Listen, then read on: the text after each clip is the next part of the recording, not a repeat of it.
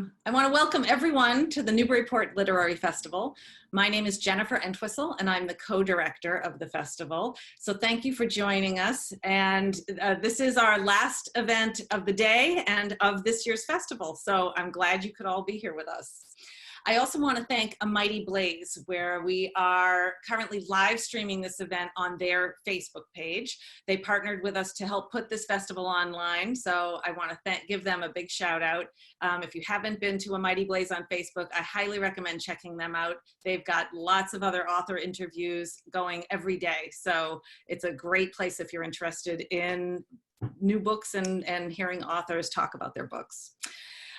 We are currently using the Zoom webinar, which means that we can't see and hear the audience, but you can communicate with us through the chat mechanism. But I do ask that if you have a question for the author, that you submit it through the Q&A button that's at the bottom of your Zoom screen. That's a much easier tool for us to manage the questions. This session will run about 30 minutes. And so towards the end, we'll start taking questions. So at any time, you can enter them through the Q&A button. And in the chat window, I also put some links to our independent bookseller partners, Jabberwocky here in Newburyport and the Bookshop of Beverly Farms. We have heard about some great books today, so I hope if you're interested in buying those books that you will check them out through those two booksellers. So let's get started, and to do so, I want to introduce Nina Sankovitch. She is the celebrated author of Tolstoy and the Purple Chair, My Year of Magical Reading, and has continued to write and publish nonfiction books since her award-winning debut. She's with us to speak about her latest book, American Rebels: How the Adams, Hancock, and Quincy families fanned the flames of revolution. A graduate of Tufts University and Harvard Law School, Sankovitch grew up in Evanston, Illinois, and currently lives in Connecticut with her family. Welcome, Nina. Hello, Jen. Thank you. It is so great to be back in Newburyport, or back virtually in Newburyport for the Newburyport Literary Festival. It is one of the best literary festivals, so full of enthusiasm and energy and just so much book love. And I'm so pleased to be back, even if just virtually. So great to have you all join me. So my book, American Rebels. I need to share my screen. So let's do that. 1 minute. Sorry, this is going to get there. Okay. So I think you're all seeing this. Hope it's working. Okay, my book, American Rebels. Nina, actually, yeah. I can't see it right now, so. Oh, you can't. Okay. No. Let me figure that out. Can you see something now? Yes. Okay, and now I'm going to make it larger. So there. Okay. Oh, yep, that's good. Good. Great. Thank you. Okay, let me go back a slide. Okay. So my book, American Rebels, begins in Braintree in the year 1744 at the funeral for Reverend John Hancock. A large crowd has gathered for this funeral. He was a beloved minister, and the Reverend Ebenezer Gay has come from Hingham to give the funeral sermon. Let me give the slide here. So here is Old Braintree, and here is, let me use my pointer, here is the North Parish Church. 11 years earlier, Reverend Gay had married John Hancock to Mary Hawk Thaxter. Now he has come to Braintree to deliver a sermon burying his good friend, Reverend Hancock, leaving Mary a widower and leaving behind 3 children. A daughter named Mary, a son named Ebenezer, and a son named John. And yes, it's that John with the big signature. What no one could have known then in 1744 was that the future leaders in the American fight for independence were in that North Parish congregation. The rebels that I write about in my book grew up listening to the sermons of Reverend Hancock, and they would take his lessons of community, duty, and sacrifice to heart in becoming heroes of the American Revolution. I first discovered Reverend Hancock and his village and this progeny of heroes while searching for an answer to a question that had long fascinated me. That question was, how did the American colonists have the guts to rebel against England? I mean, how did they have the courage to go up against the awesome naval powers, the amazing military powers of England, and think they had a chance to win? And I also wondered, how did the choice to rebel cut across class lines? How did it cut across gender lines? So I wanted to find a community to study that would allow me to see how people decided to rebel or stay loyal, how the choice cut across class lines and gender lines. And by a twist of luck, I came upon a book titled Where American Independence Began. It was written by a quirky minister / historian named Daniel Monroe Wilson. And in this book, written by Wilson, I found this amazing paragraph, and I'm going to read it to you now. In the aspirations and heroisms of that little community of Braintree, independence began. Few towns can boast of history more brightly colored, not only with deeds of patriots, but with the surprises of romance. Not only with the sturdy enterprises of plain liberty-loving farmers, but with the debonair discourse of the colonial gentility. I was hooked by these words. I mean, independence, patriots, romance, liberty-loving farmers, gentility. I had found my fascinating village to study. So, what is it about Braintree? Who are these patriots, these romantics, farmers, and gentility? These leaders of the American Revolution and the stars of my new book? Well, let me introduce you. Of course, first we have John Hancock. I think you all know John Hancock, the son of the Reverend Hancock. But did you know he was not only the son of a preacher, but the grandson of one? And he most likely would have become a minister himself, but for the intervention of his uncle, and more importantly, his aunt, when they adopted him after the death of his father. You all know John Adams, of course, and are most likely familiar with his ambitions to greatness, not only for his colony, but also very much for himself. And you may recognize Abigail Smith, who became Abigail Adams. Abigail spent a good deal of her childhood in Braintree. She stayed with her grandmother, Quincy, a woman who appreciated Abigail's wit and energy, for as she described it, wild colts make the best horses. Let me also introduce, there we go, Dorothy Quincy, known as Dolly. Dolly Quincy would become the wife of John Hancock, but only after years of courtship. She had known both wealth and deprivation in her life, and she was determined to forge her own path, independent for herself, but dutiful to her community. In my book, American Rebels, I follow these young people, and they were young, these young men and women of Braintree, through their youth and into adulthood, exploring their connections, their motivations, their ambitions, their weaknesses, and their strengths. And I present their stories to demonstrate how colonists had the courage to rebel against England, but also to illustrate the huge obstacles they faced, both personally and within their communities, in making that final choice to rebel. By focusing on the particular circumstances of these men and women, we can understand just how monumental a task it was to challenge England, to rebel against the mother country, and how ordinary humans took on that monumental task and became heroes by caring for their community and remaining dedicated to ideals of duty and responsibility. There is one last rebel I want to introduce you to today, Josiah Quincy Jr. He's a forgotten hero of the American Revolution. He was, in his lifetime, he was known as the Patriot. And he was called by this name because he was the most impassioned and impassioning political writer and orator of his time.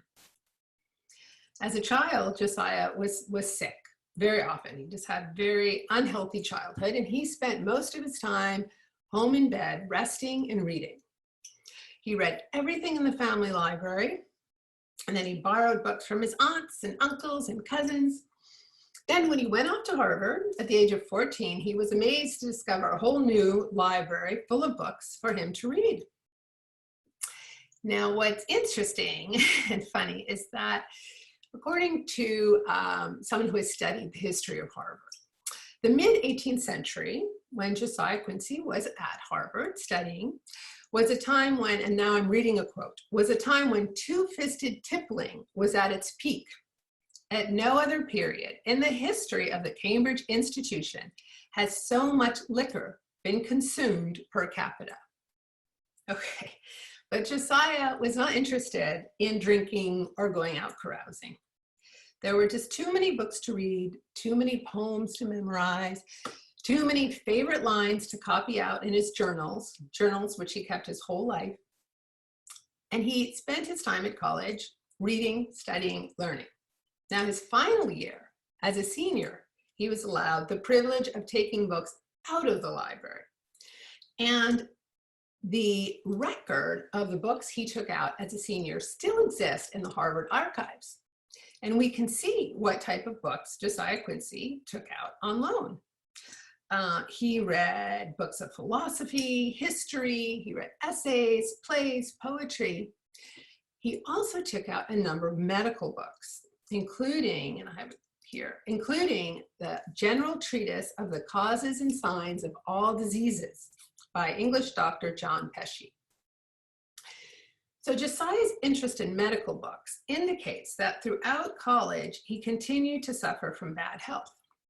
But it was not until several years after he graduated that a diagnosis of what was ailing him would be made.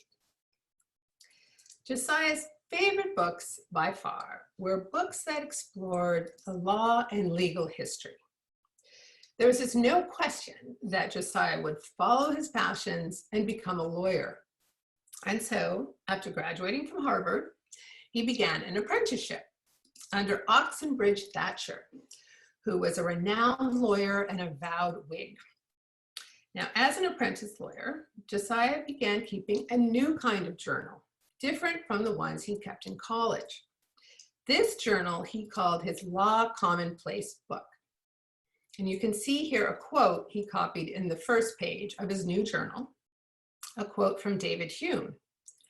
From law arises security, from security, curiosity, and from curiosity, knowledge.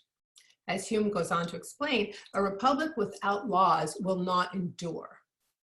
And for Josiah Quincy, that premise would become paramount, the idea of a republic being founded on laws. Josiah took copious notes in his journal on legal theories and treatises. He wrote about legal cases he had witnessed or read about, and he offered in-depth analyses of how decisions had been reached in those cases. He also recorded pages of legal maxims. And here is a page of maxims, all in Latin, as you can see. Now, as a lawyer myself, I was fascinated by Josiah's journal and especially charmed by the maxims. My favorite maxims were the ones that I think were Josiah's favorites as well. And those are the maxims that reflected simple common sense, such as, to each one's own house is the safest refuge. That which is useful is not spoiled by that which is useless. And then, bad grammar does not void a writing or deed. Interesting. Josiah's law journals would serve him well in the years that followed, not only in his law practice, but also in the role that he took on after Oxenbridge Thatcher died. And that role was that of political commentator, agitator, pamphleteer, activist. He became an activist for his colonists. And he took his first steps as a political activist following Parliament's passage. Let me get that, whoop, go back. Following Parliament's passage of the Stamp Act in 1765. Now, the act imposed a new tax in the form of stamps that would have to be purchased and then affixed to all sorts of documents, all kinds of papers, licenses, and even playing cards. Now, Josiah was by nature and training impelled to look at all issues from all sides. And he could understand why Parliament needed to raise money. They had emptied the royal coffers fighting the 7 Years' War, and England was broke. But the Stamp Act had been enacted without protections of representation and process guaranteed by British law. It was this failure to follow the law that Josiah could not countenance. Parliament had trampled on the colonists' rights, and such trampling could not stand. To protest the act, Josiah urged a colony-wide boycott of all British goods and any activities requiring stamps. Now, this required a big sacrifice on the part of the colonists to go without these goods. But the economic toll on merchants and suppliers in England was even worse. And in the end, the boycott led to Parliament repealing the Stamp Act in 1766. But the battle for the rights of the colonists was just beginning. And in 1767, news of the Townshend Acts arrived in the colonies.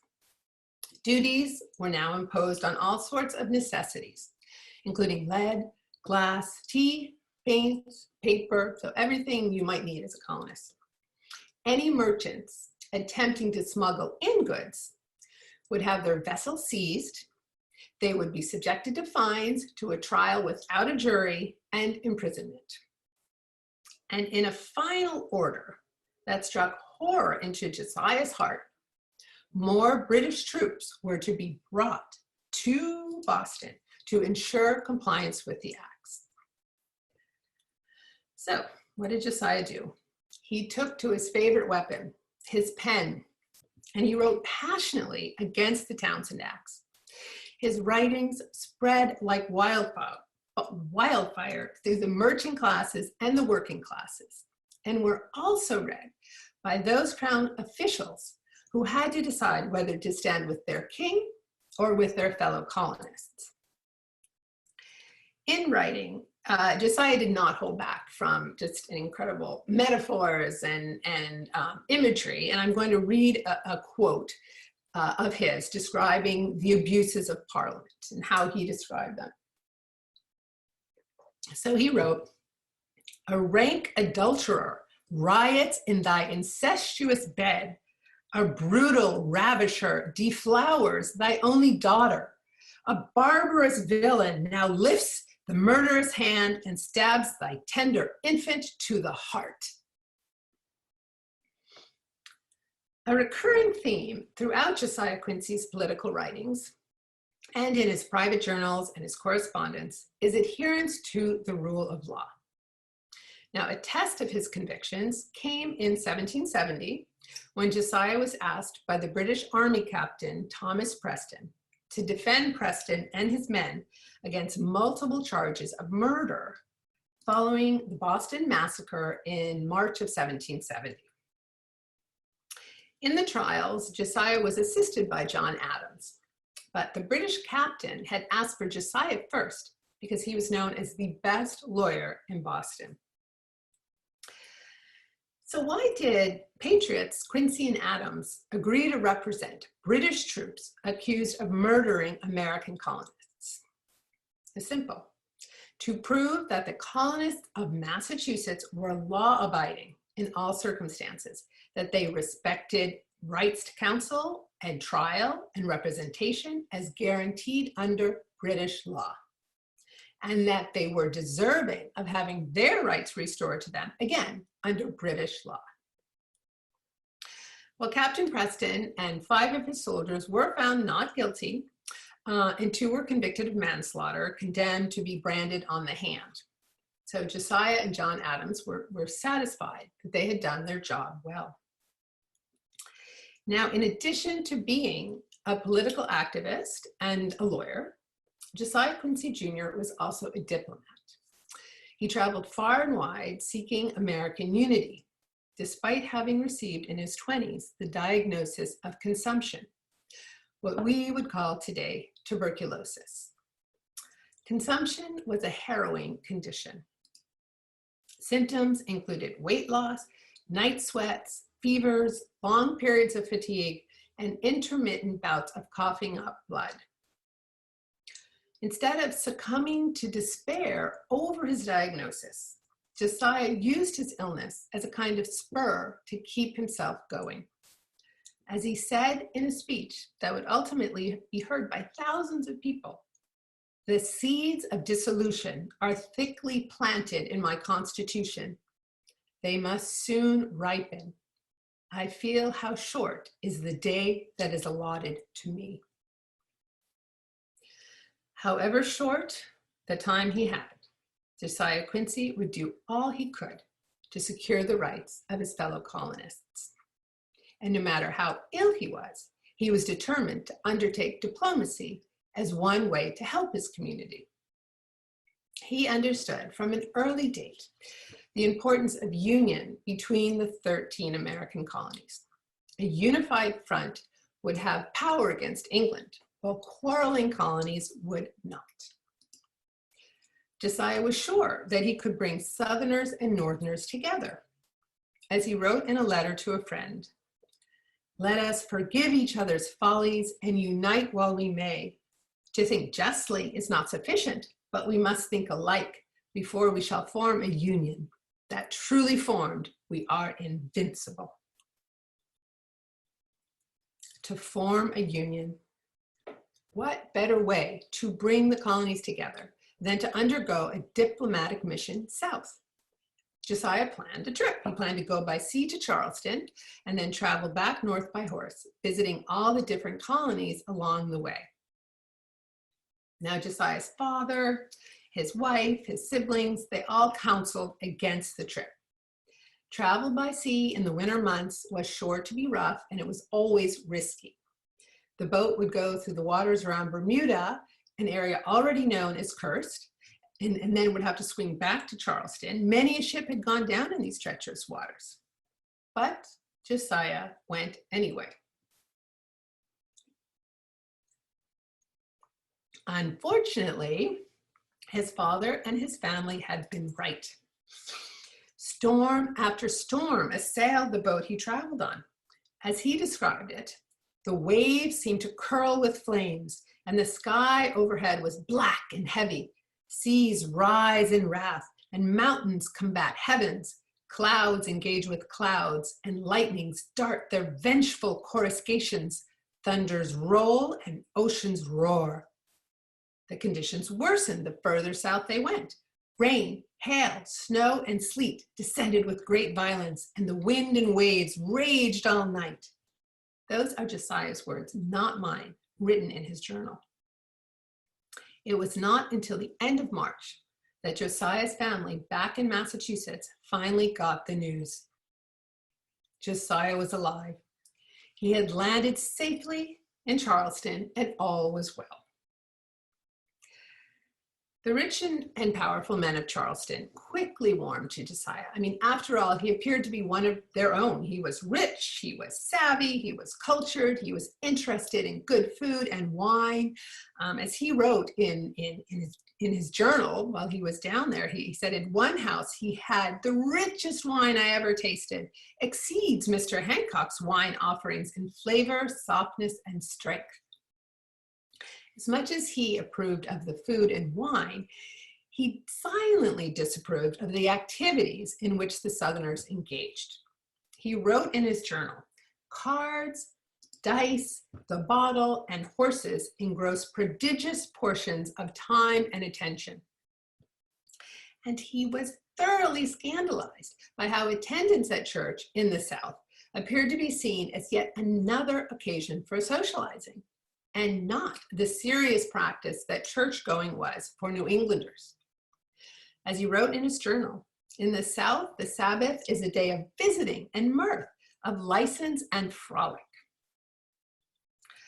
Nevertheless, Josiah was heartened by meeting up with scores of active patriots, men he described as hot and zealous in the cause of America. Going to stay with these Southerners in their homes, getting to know them and their concerns, he was sure that friendships and working relationships with these Southern patriots were possible. This is a slide of the home of Cornelius Harnick, whom Josiah described as the Sam Adams of the South.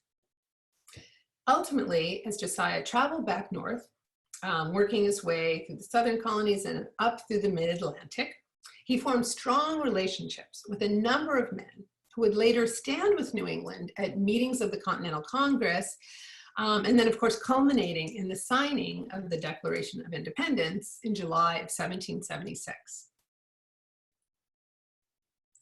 Now, one aspect of Southern life and culture, which Josiah abhorred, and which he predicted would prove to be an obstacle for national unity, was slavery.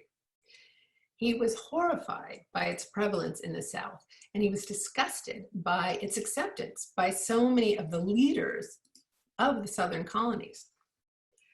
He saw the treatment of slaves as indications of hypocrisy. There is much among this people of what the world would call hospitality and politeness, but it may be questioned what proportion there is of true humanity, Christian charity, and love. Josiah feared that the eradication of slavery would be difficult, with great opposition from the South. He predicted resentment, wrath, and rage, and wrote, "Slavery may truly be said to be the peculiar curse of this land."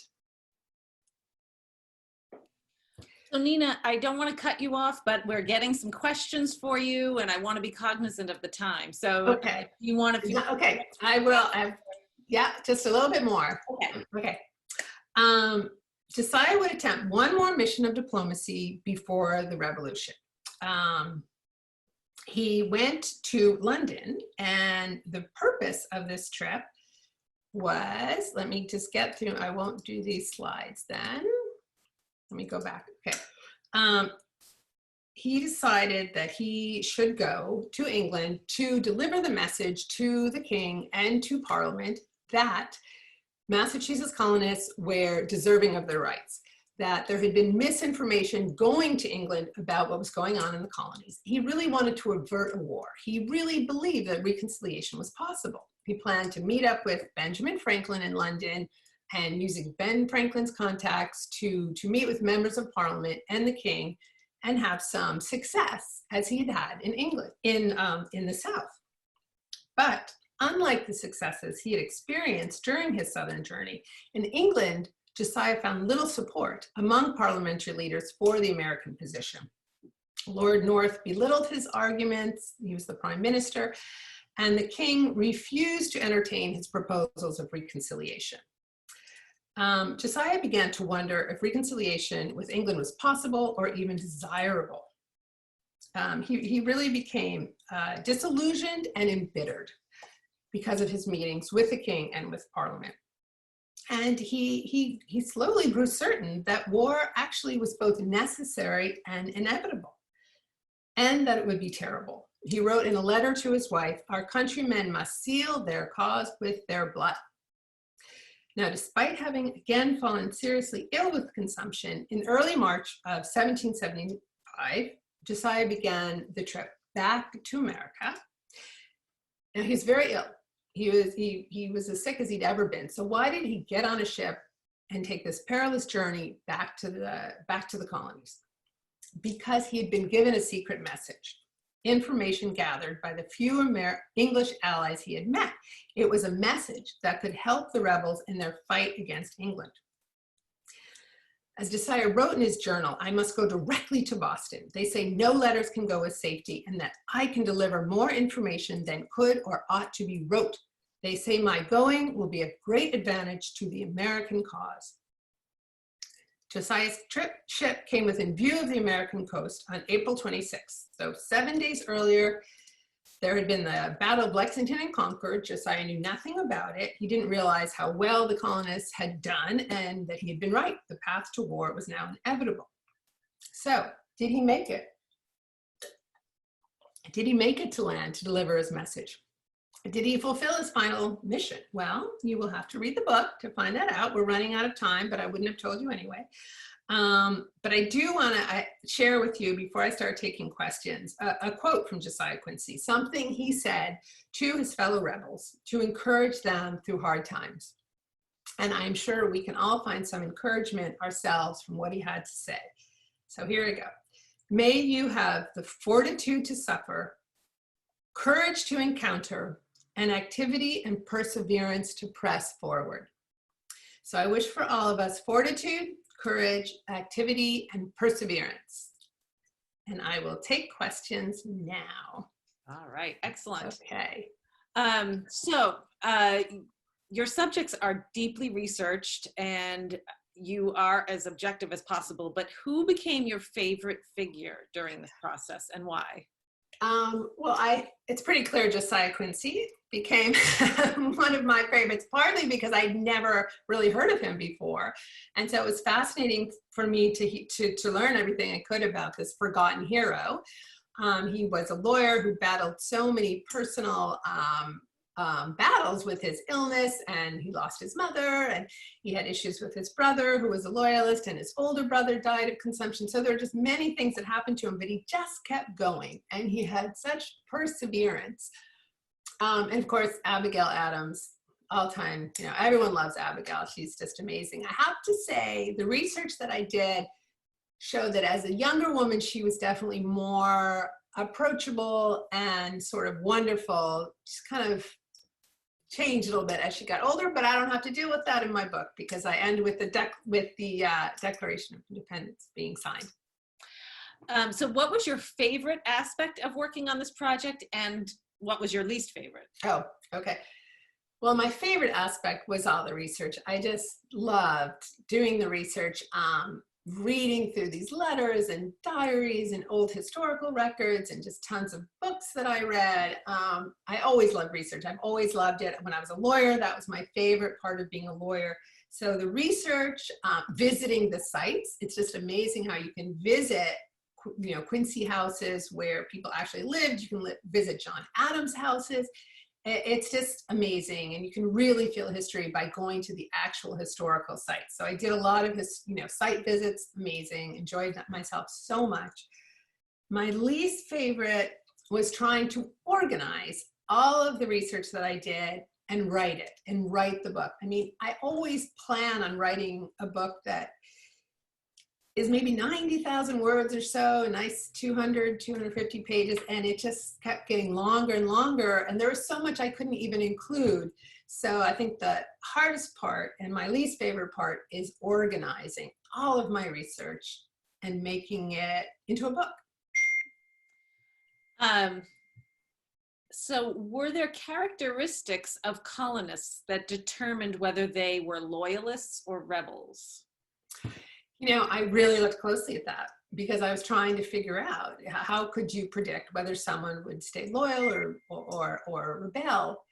And what I found was they'd all been raised in many, in the same way, raised in the same sermons, the same ideals, a lot of these very congregationalist values of duty to community and caring about your community first, and working hard for others, but staying true to yourself.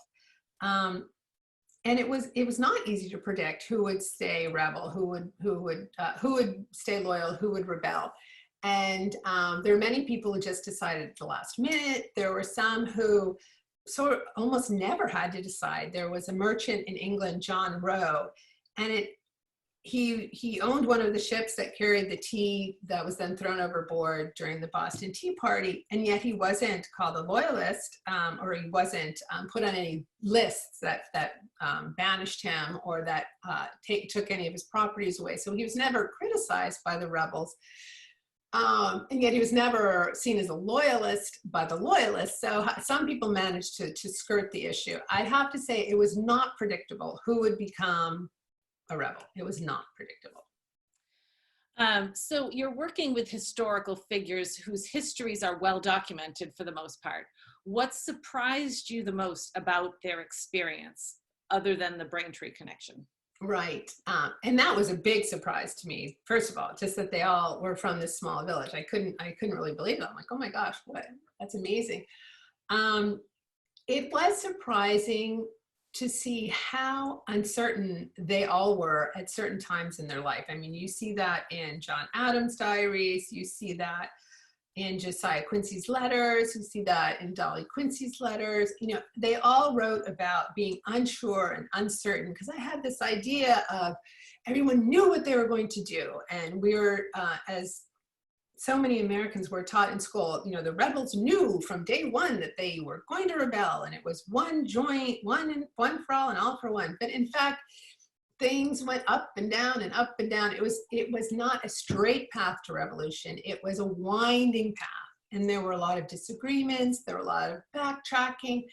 And there were such tremendous sacrifices made without having any certainty that those sacrifices would be in any way rewarded. So there were so many things that I found out that I really found inspiring, just how they were willing to live with the uncertainty and still move forward. And I think that really speaks to what the times we're living in now, where there's so much uncertainty. And yet we have to keep looking forward. We have to. Was consumption a factor in gathering support for American rebels? No, I mean, Josiah did like to refer to his illness and say, look what I'm suffering from, and yet I fight on, but it was not used as like a rallying cry. And in fact, what was also interesting, you know, bringing up diseases, is that in my research, I found there were many epidemics that came through the colonies, you know, time after time after time. And for example, when the smallpox hit Boston in the 1770s, the Loyalists and the rebels worked together. So there were two governments for a while going on. There was the rebels who were running their own thing, the town meeting, and then the royal officials who were running their royal government.